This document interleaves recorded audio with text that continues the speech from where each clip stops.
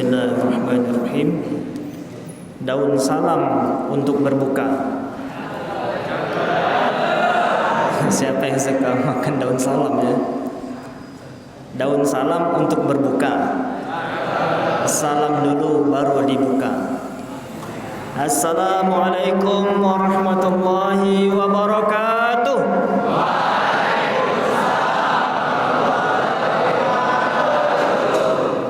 Alhamdulillahilladzi anzala sakinata fi qulubil mu'minin liyazdadu imanan ma'a imanihim. Asyhadu an la ilaha illallah wahdahu la syarika lah wa asyhadu anna Muhammadan 'abduhu wa rasuluhu la nabiyya ba'dah. Allahumma shalli wa sallim ala sayyidina Muhammadin nabiyil ummi wa ala alihi wa sahbihi wa barik wa sallim. Amma ba'd. Anak-anakku yang dirahmati Allah Subhanahu wa taala, para shaimun insyaallah dirahmati Allah. Sudah pernah dengar istilah anak emas? Anak emas apa tuh? Golden boy atau anak emas lah. Sudah pernah? Atau ada yang pernah merasa jadi anak emas? Ada enggak? Enggak usah ngaku ya. Anak emas. Jadi anak emas itu anak kesayangan ya. Bisa oleh orang tua kita, bisa juga oleh guru kita, bisa juga oleh ustadz kita. Ya. Jadi kalau ada yang merasa jadi anak emas, berbahagialah. Nah, berbahagia. Dan yang merasa tidak menjadi anak emas, jangan iri. Nah, jangan iri. Pasti ada sebabnya.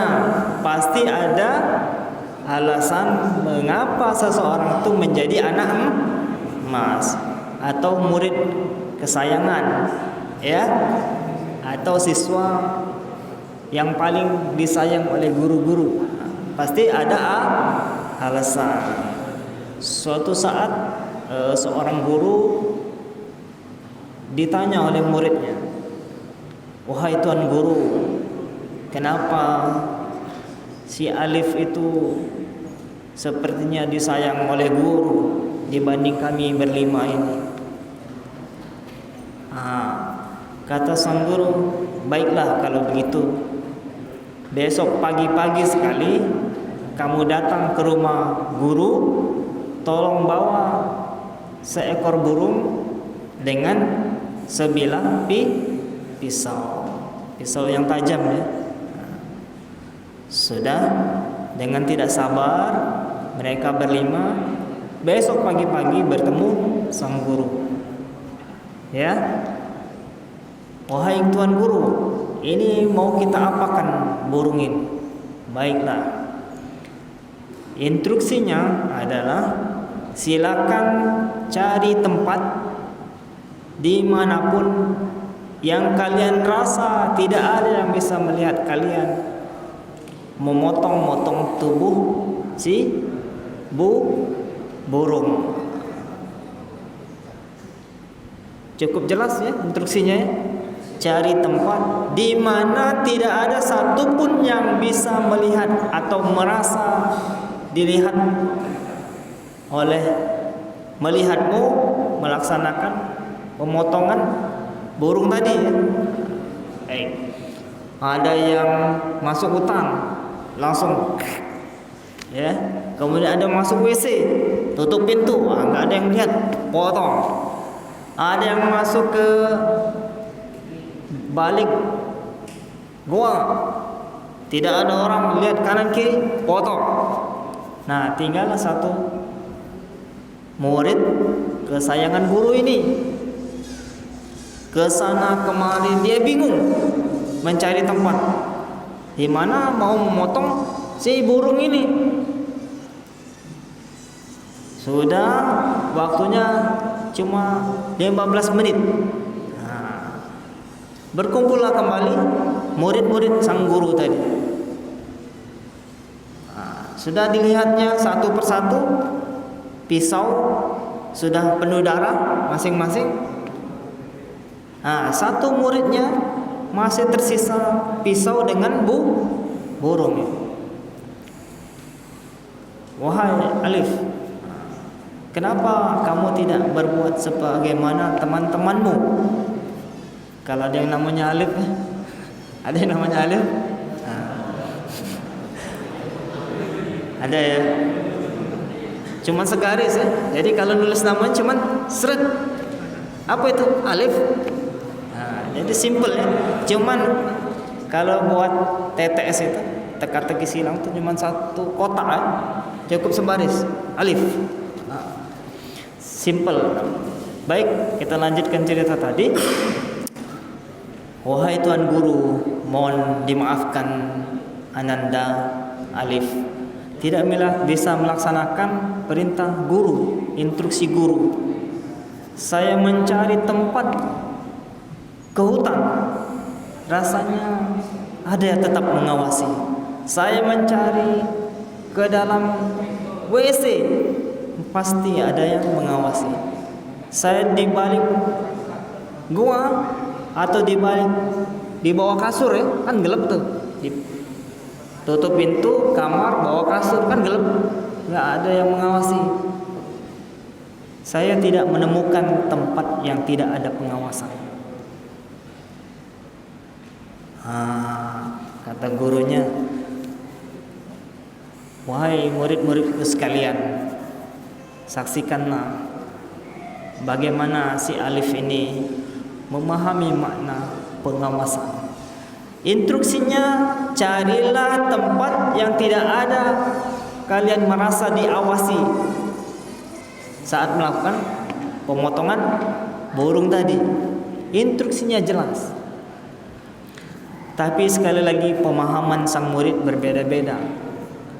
Hanya si Alif yang memahami tidak ada satu tempat pun yang tidak ada pengawasannya, yaitu pengawasan Allah.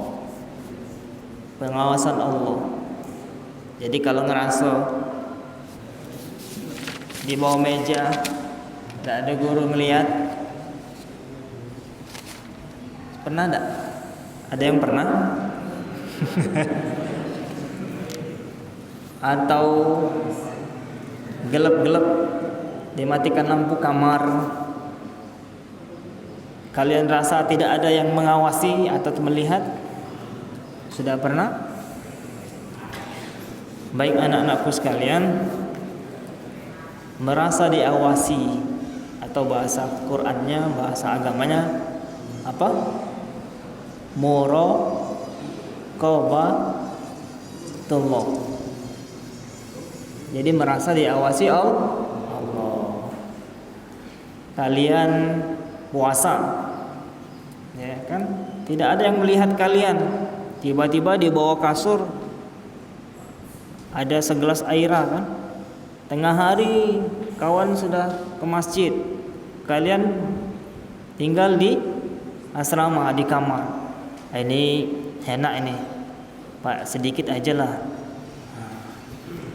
Kalau sudah pernah melakukannya mungkin waktu kecil ya, umur kelas 2 SD, itu saya dulu. Jadi ketika pulang ke rumah main dari luar kan capek, haus, tidak ada orang di dalam rumah, jadi ada bengkoang, jadi dibuka pisau, taruhlah di bawah ranjang, dimakan, selesai dilap. Kayak orang puasa, aduh lapar ya. Nah, itu dulu. Itu kelas 2 SD. Jadi ketika itu masih dilakukan saat kalian usia sekarang, itu luar biasa ya. Nilai ibadah puasanya bagaimana? Jadi pada hari ini kita bicara tentang puasa membentuk pribadi akhlak mulia. Salah satunya jujur. Salah satunya jujur. Jujur itu ya apa adanya ya, tidak dibuat-buat, perkataannya apa adanya, tidak dibuat-buat, tidak ditambah, tidak dikurangi. Lawannya jujur adalah berdusta atau berbohong.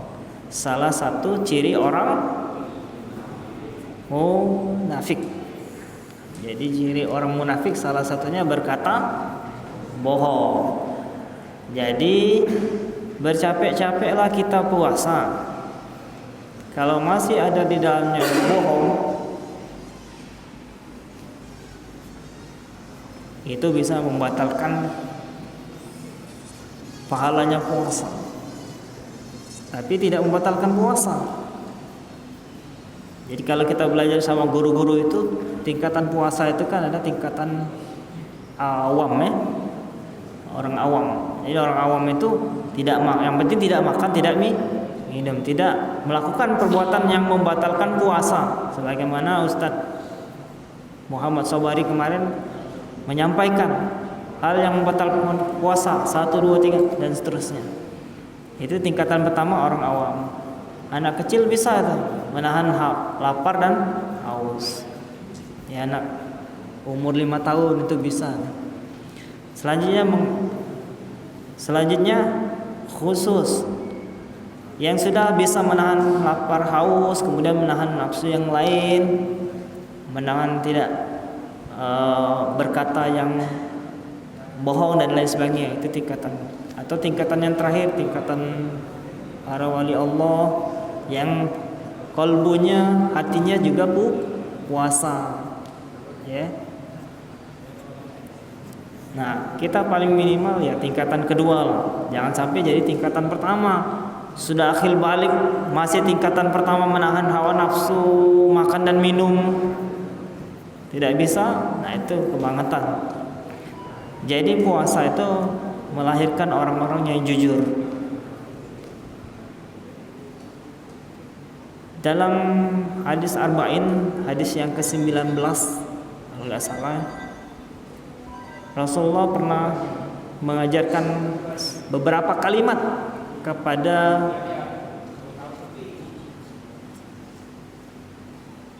Abdullah bin Ibni Abbas, anaknya Ibnu Abbas. Jadi Abdullah Ibni Abbas. Beberapa kalimat ya, yang akan kita bahas satu kalimat saja. Ihfazillah yahfazka. Jagalah Allah, maka Allah akan menjaga kalian. Itu hadis Arba'in, hadis yang ke-19. Itu kalimat yang pertama. Ada kalimat berikutnya ya. Ihfazillah yahfazka. Jagalah Allah, maka Allah akan menjaga kamu. Bagaimana cara menjaga Allah? Ada yang tahu nggak? Bagaimana cara menjaga Allah?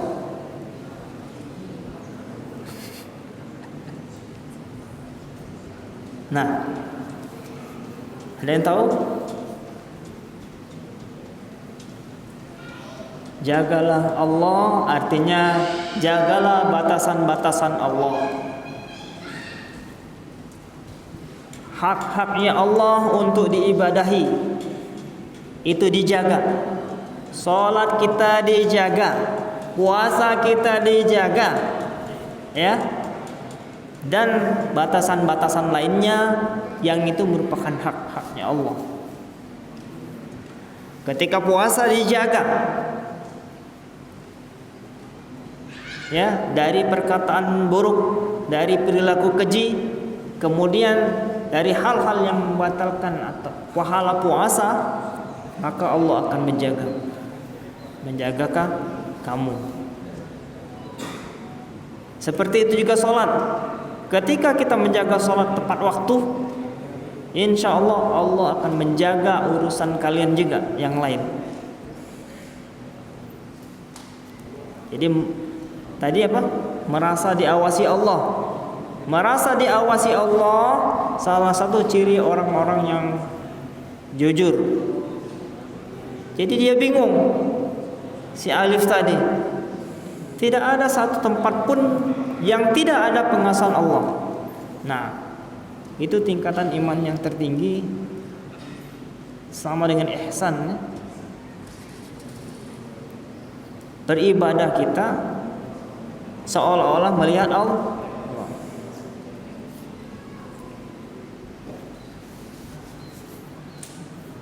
Jadi perilaku jujur itu salah satu cirinya merasa diawasi Allah. Nah, kembali ke hadis tadi, ihfazillah, jagalah Allah, maka Allah akan menjagamu.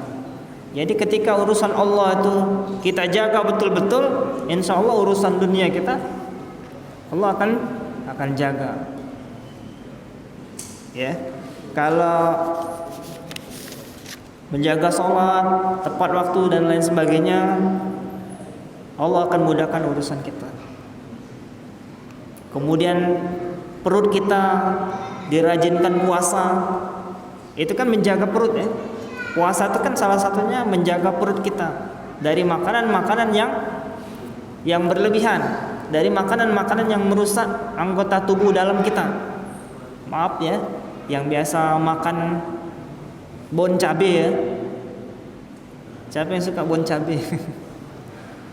Makan apa lagi? Cup-cup ya. Pokoknya bahan-bahan makanan yang berbahan cabai kering ya, atau bahan-bahan yang mempercepat proses sariawannya, tenggorokan kering. Padahal puasa itu kita tidak makan dan minum ya. Sementara ketika berbuka kita sudah mulai macam-macam makannya. Es, kemudian tadi ya, cabai-cabian dan lain sebagainya. Itu merusak anggota tubuh kita sesungguhnya. Jadi kalau buka puasa yang sehat itu minum air putih hangat ya, atau punya madu hangat, kemudian buah, baru yang lain-lain, termasuk dalamnya buah kurma. Nah itu insya Allah mengembalikan energi kita, karena fruktosa ya, luar biasa. Jadi kandungan gulanya luar biasa. Jadi anak-anakku sekalian, ihfazillah yahfazka. Ketika kita menjaga hak Allah, insya Allah Allah akan menjaga urusan kita juga. Jadi dimanapun kita berada, perilaku jujur tadi insya Allah kita bisa terapkan. Salah satunya melalui puasa. Puasa melatih kejujuran kita. Tidak ada orang atau ada orang, kita seperti biasa. Merasa haus, ya sama. Semua orang merasa haus. Ya. Perilaku jujur bisa dibentuk melalui salah satunya melalui puasa. Ketika seseorang rajin puasa, insya Allah perilaku jujurnya akan menjadi karakter dalam dirinya.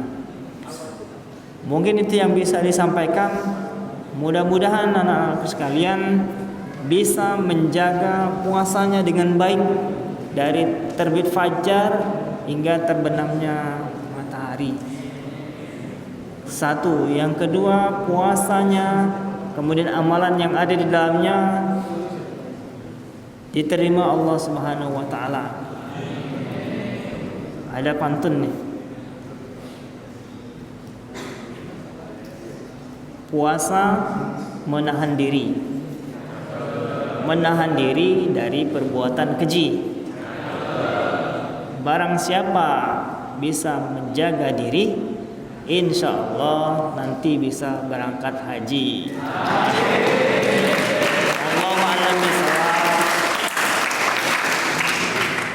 Semoga kita senantiasa diampuni Allah Subhanahu wa taala atas segala perbuatan yang sudah kita lalui pada hari ini, kemudian dirahmati dan diberkahi atas apa yang sudah kita lakukan pada hari ini. Wassalamualaikum warahmatullahi wabarakatuh.